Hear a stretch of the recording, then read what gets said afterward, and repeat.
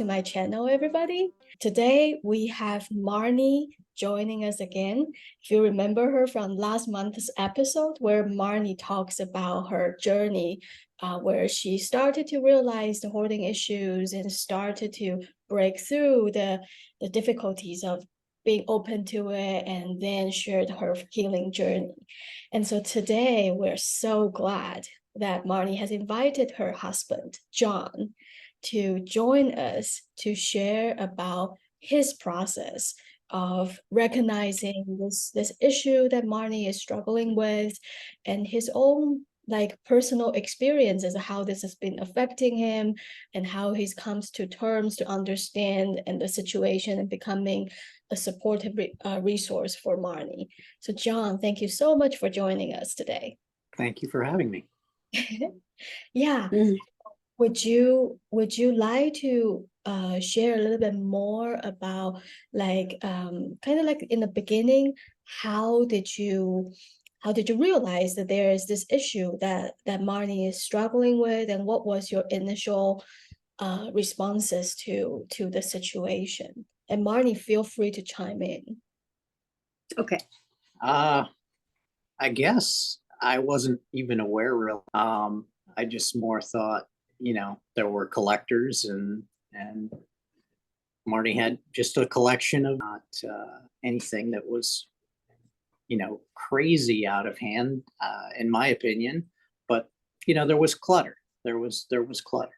And so it's been eye-opening for me, and just learning about the whole process, and just not really even knowing what hoarding was back then. How long ago was that? Oh boy, I'm old. So probably about 25 years ago. Oh Something man. like Yeah, so that long ago, of course, there was no idea what that situation was all about.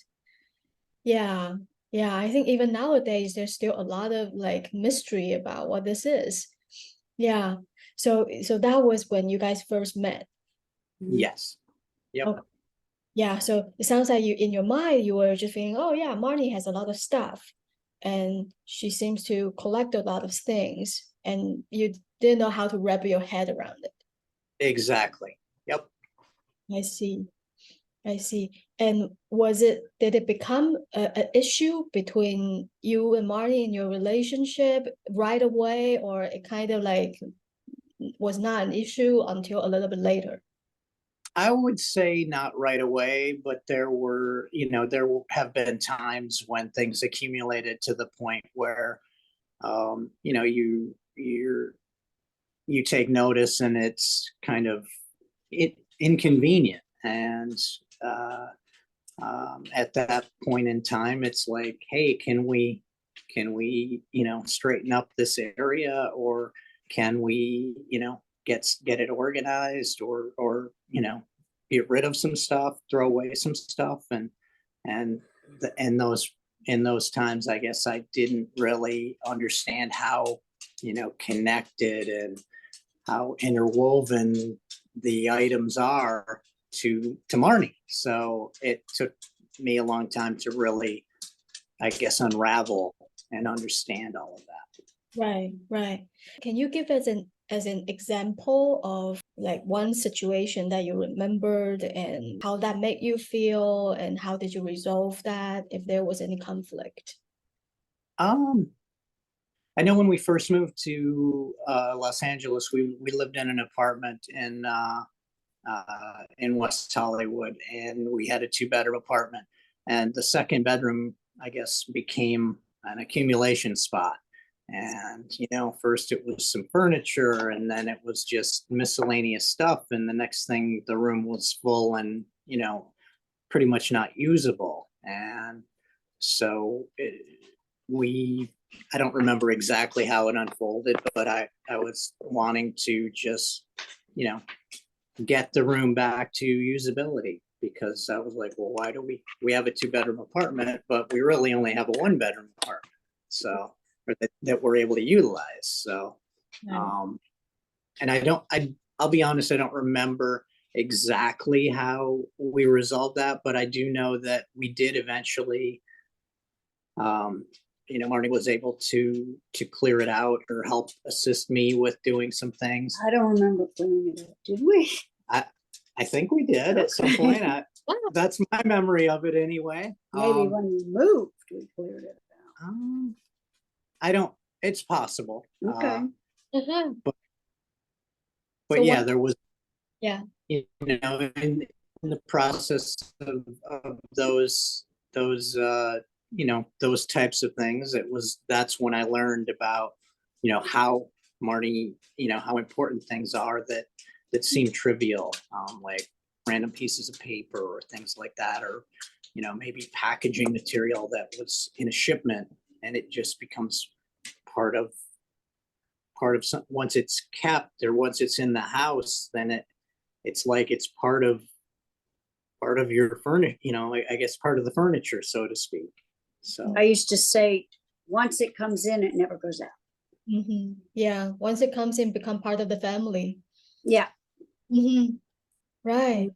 Right. So I imagine this was quite difficult for you to understand, John, right?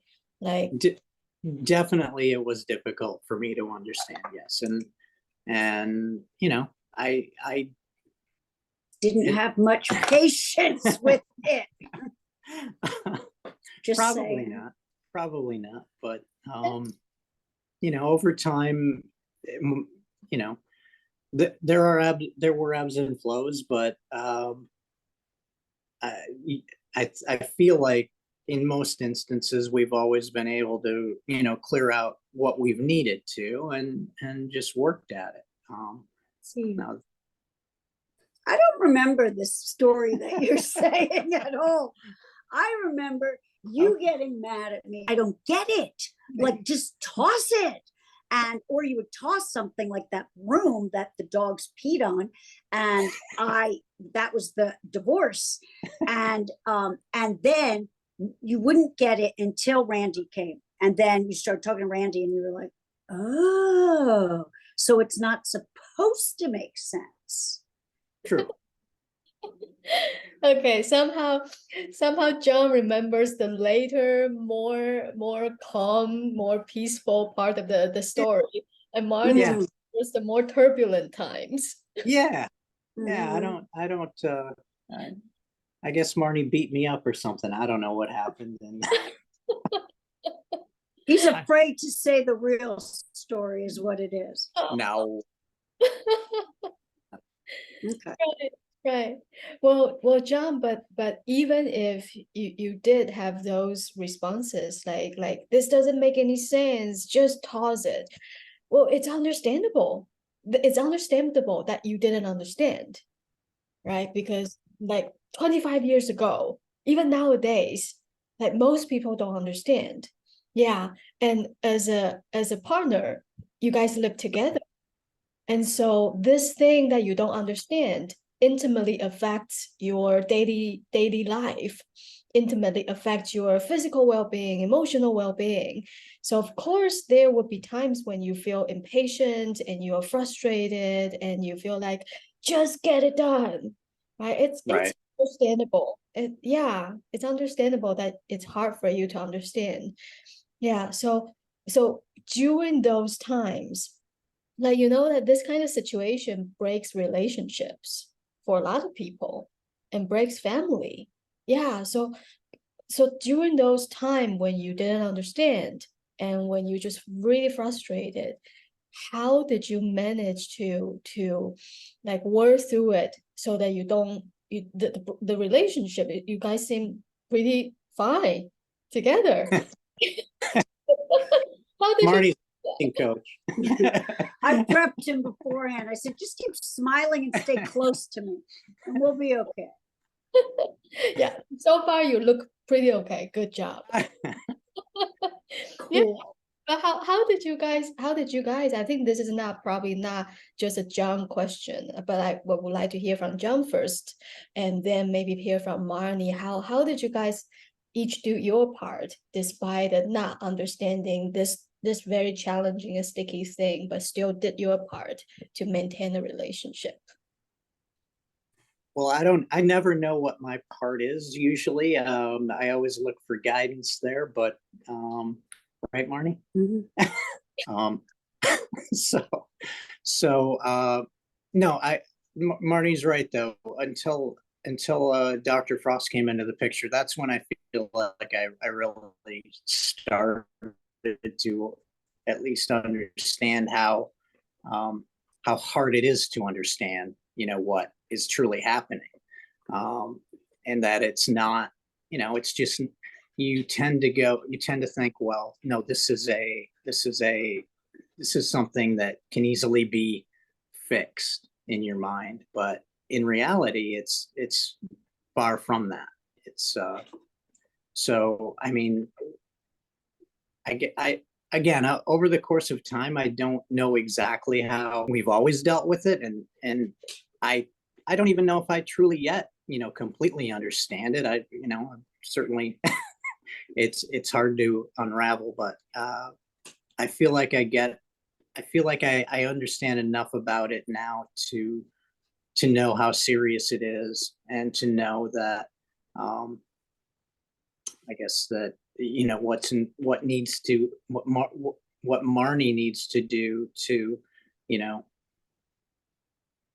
I guess move on, not move on, but clean up an area or a room or something of that nature. Like it's major, Mhm. but it is becoming easy. I feel like it becomes easier, and I Mhm. feel like now she's at a very good place to where she's really uh, not attached to things nearly like she used to be. Mhm. Yeah. Yeah, she put a lot of effort into her healing. For Yeah. sure. Yeah. And John, when you say that now you can understand better like how hard this is, are you able to articulate the part that you can understand now? Oh boy. um, We're that really putting you on the spot. um, I honestly, I don't feel I can do a good job with that. To be honest, I don't feel like I'm good at articulating it, in any way, shape, or form. However, it's just a realization that, it's I understand it's a mental state, and it's nothing that the person is, it's not like they're trying to Sabotage. be the way they are. Right. They don't want to be the way they are, but despite that, they can't move on. So it's very complicated, I guess. Well, At least that's me. and that's what you kept saying. If you understand it, then just do it. Yeah. And I would go, but it just because I understand it doesn't mean I can do it. They're two very different things. And I know at the beginning when we started doing some work together, um, John didn't get like any of it. So he would just have this smile. And I go, can you not do that? And you go, I'm not doing anything. And he just like, it's all good. And I go, it's not good. Can you please, just deal with me in a real way? And it's like he was protected, I guess, because it was so weird, he didn't know how to work with me. And then my therapist basically said, no, you two can't work together. It's hurting the relationship. And then it wasn't till I think I got much better. And John understood it and didn't have a shit-eating grin on his face, that we could work together because he got that this was not on purpose and that I wasn't lazy. It was that my brain, lit up different than your brain. Mhm. And I remember I used to do things too. I used to, like, he has things of his father's, and his father passed away when he was quite young, when he was 4 years old. So he had very few memories and very few things of his. So if he would throw out a plastic bag of mine, I would then grab something of his father's and I put it in the garbage and go, now how do you feel? And he would honestly say, get rid of it if you need to get rid of it. And I'd be like, no, you're not playing the game right. You get pissed off. And then I go, see? But he was just like, I don't know what to do. If you need to get rid of my dad's stuff, get rid of it. And so I was trying to make that, you know, what's the word? Comparison. Yeah, but that didn't work. Yes. Yeah, that just says how differently you guys' brains are. Mm-hmm. Yeah, you would think that if you do this comparison, he would immediately be able to empathize with you. Yeah.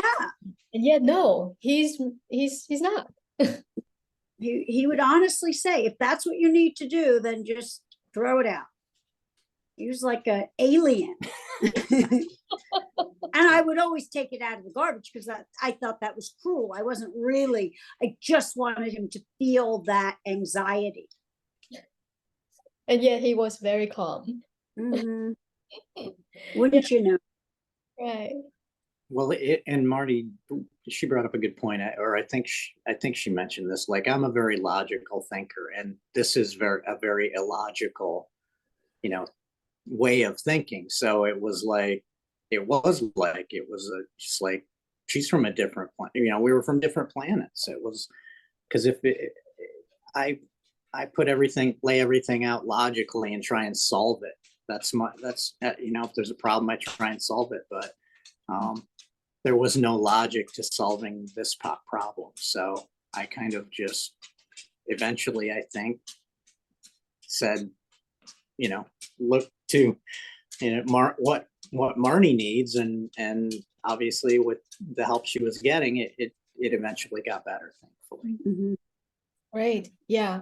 And I think that you guys also brought up a good point about, like, Marnie, you were saying that there was a point when you were trying to work together and just wasn't working, and your therapist suggested this is not good. This is not an ideal situation. Work together because it's going to hurt your relationship. Can either of you say more about it, like in terms of how you're understanding how that wouldn't be a good idea, and it was gonna hurt your relationship if you continued? Especially what was the key elements that needed to be in place for you guys to work together, support each other, especially for John to support you, Marnie, so that that's not hurting the relationship? I could say for me, I needed him to be kind and not judgmental. And I couldn't get either of those things. He was trying to be kind, but it was a false kind, and I could see right through it. Yeah. And he was judging me, and he admitted that many times, that, you know, I don't get it. It should be easy, you know. And I know he probably won't admit it, but he would sometimes throw some things out behind my and I would find it or whatever and go, John, you know. Right. But, okay. Yeah. And what about you, John? Anything that you wanted to add to say why that wasn't helpful for the relationship when you try to help? Well, one thing about it was that Marnie would want to do some work when she wanted to do it. It wasn't like, hey, at 2:00 tomorrow, let's schedule some time. It was just when the mood struck her. And so I'd be like, I'd be in the middle of something else, or certainly not in, the right frame of mind to be able to help in that, in just in the moment, off the cuff. And so eventually I do think that she started to realize, like, okay, yes, it is important. Like I set up appointments with my client. Like, if we're going to help each other, we need to kind of make an appointment, not quite as formal, but at least know, like, okay, tomorrow after 2:00 or something, we're going to work on, a space or something like that. Mm-hmm. Yeah, that makes sense. Yeah. And so if there was anything that you guys would like to suggest to people, especially like a spouse or a partner, to get involved in the helping process, what would be your do or don't do advice? Like, because it's kind of tricky, right? Because this thing obviously also affect the partner's well-being. And of course, there is a conflict of interest when the space is the way it is, right? So this itself is already a source of tension. And then working together to see, like, I would make this decision when my partner wouldn't make the same decision, and that would just be the perfect recipe for a fight, right? Mhm. So what would be your advice about, like, okay, make sure these criteria are all present before you get involved in helping? What's your say, John? I would say, just Hide the knives. definitely hide the knives. Yeah. Yeah, that's a good one. Mhm. No question, hide the Mhm. knives. And also just to always, you've got to always, look at the individual, like respect the person, not the situation. It's you can't look at,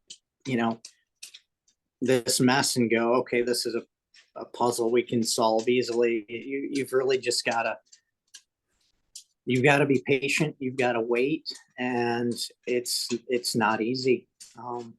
It's there's just a lot that's not easy about it. Mhm.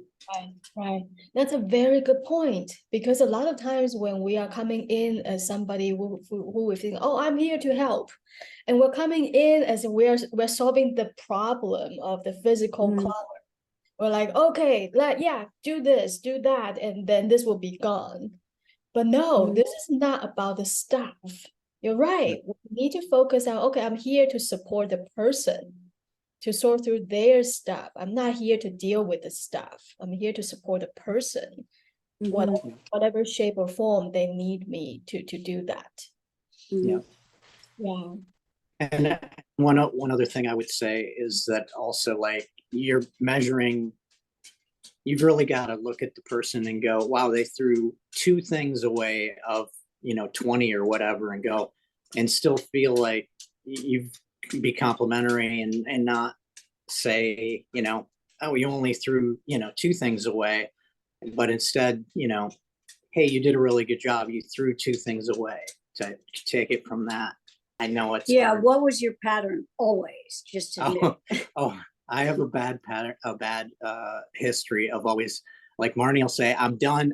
And then I'll be like, hey, what about, and that's just never a good thing. Like, when she's reached her max, it's like, I always, and it's just the way, like, she has, issues, like, that's just the way my brain is, like, oh, let's just try one more, even though we said we're done.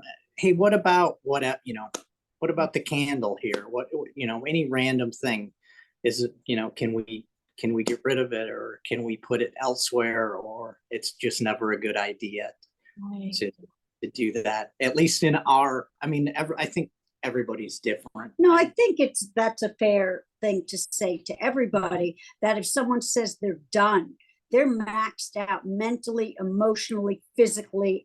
It's draining. So I would say that that's an important thing. If someone says, I've done enough, I need to stop, then don't say, okay, good. But what about, why don't we just throw this out too? Because that just makes me, I would just start yelling at you, go, John, stop it. I did all this. You're not recognizing that. You're focusing on this, and it was so frustrating. And I'll be honest, a lot of times when I do that, it's not like, oh, hey, I'm going to try and get one more thing out of Marnie. It's just the way, like, a random, like, you just notice something else, like, I've already moved on in my head, and it's just an entirely different thing. And I'll bring it up, and then to her, though, it's just more organizing, more to go through, more to concentrate on, or have to focus on. So it's, again, we have very different ways of looking at things.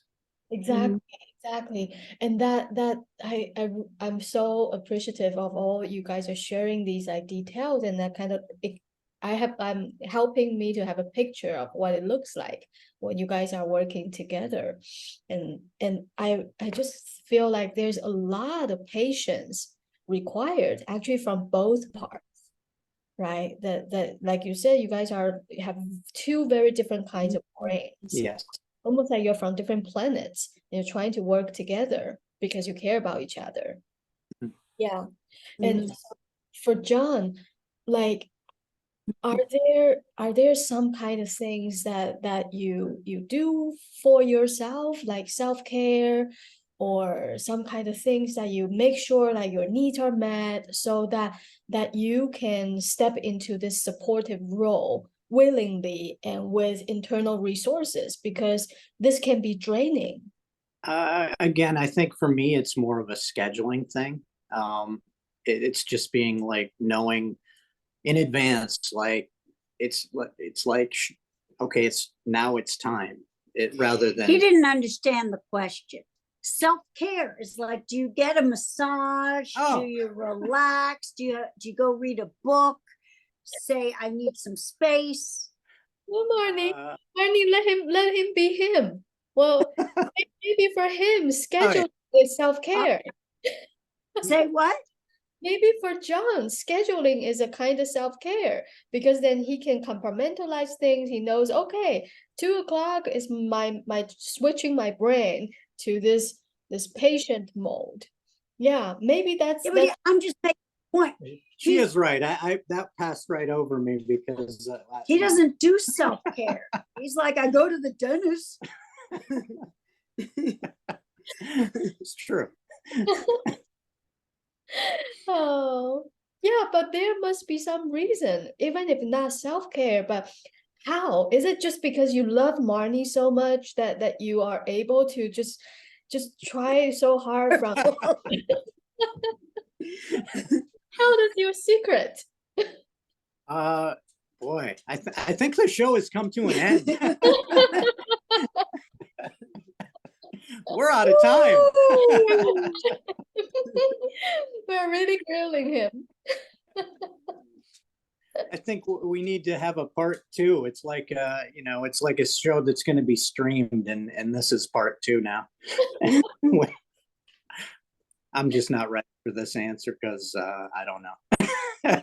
That's okay. And would you mind if we ask Marnie to guess for you or share her observation or her, yeah, what does she think? What's the like key ingredients that kind of kept you going from really not understanding, even judgmental, but then coming around to try to understand it, doing your best all the time. Yeah, Marnie, what do you think was the key ingredients that helped sustain John? I'm trying not to make a joke. Okay. I would say we do love each other very much. There have been times where we have been like, I am so over you. I am so done. And we've gone to therapy, even that I'm a big believer in therapy, and John is not. So that was very difficult. But I think John has a tenacity. He just doesn't give up. So that's been something I think that he just was like, when I had said I can't do this anymore, he said, no, we're going to make it work. If you need me to go to therapy, I'll go to therapy, but yeah, it's that he didn't give up. Like, don't quit before the miracle. You know what I mean? Because today I think it's a miracle. The house is not where I want it to be, certainly, but the fact that he can ask me, do you need this? And I go, no, throw it away, or our daughter can say, I know she came home from college and she's like, Mom, this is a cool pen. Can I have it? Thinking, of course, I'll go, no, it's my pen, you know. But I was like, sure, I don't care. Do you know what I mean? It's like the grip has loosened, and that's the miracle, Right. you know. Right. And I think, yeah, just not giving up. That it's like it's like boxing, you know. I mean, sometimes he was in the ring and I was just really doing a number and he was a mess, and he was, you know, staggering, but he was like, I'm not giving up. And that is unique, because I think had I been with somebody else, there's a very good chance we'd be divorced. Just because it's not a easy thing. It's like living with a third person almost, you know what I mean? It's like John, me, and my brain. And it really is especially difficult for John, who does like to figure things out. He wants numbers, you know, and what do I do with that? And I think, again, it was really a change when Randy spoke to him. Because when Randy said, John, stop trying to figure it out, he was like, man to man, let's talk about this, let's figure this out, you know. And he was like, you're not going to. And that, well, okay, but what do you think? No, John, you don't get it. You're not going to figure this out. You're not going to be able to change her. And John got it. And that's when it started to get better, you know. So I would say, don't try to change the other person. You're trying to change them, and you're trying to get, if the person's not ready and you're forcing them in, it's not going to work. That's beautiful. That's beautiful. It reminds me of this concept between acceptance and giving up, right? You're saying basically John did give up something. He gave up trying to logically understand the situation. That's what he gave up. But he chose to accept you, and he chose to not give up on trying to understand you, knowing that he may never 100% understand you. Yeah. Oh, that's for sure. Yeah, that's such a beautiful commitment and strength to not give up, and it's like persistence. Okay, this is hard. Okay, I may never get to the end, but I am keeping on going. Yeah, that's so beautiful. I'm so honored to hear your story. Yeah. Well, thank you again so much for both of you to join us. Of course, sorry, our dog wants to be in the Zoom too. So she's been moving things around a bunch. Sorry about that. No worries. Before we end, would she like to say hi or goodbye? No, I think she did her cameo and moved things around a little bit. And she's good. But Coco, come here. You say hi. Come here. Oh, just a cute Oh, hi, Coco. Now Theo's very jealous. Theo. Oh, hi, Leo. Theo. Oh, hi, Leo. Wait, get your face up there. My goodness, we have bonus here. Yeah. Good to meet your family. Oh, thank you so much. So I'll let you go, and thank you so much for sharing. And please let me know and let everybody know if there's any more things that you would like to have a bonus session with us. Okay. Oh, that's so sweet. Thank you. Thank you. Thank you. Take care. Thank you again. Thank you.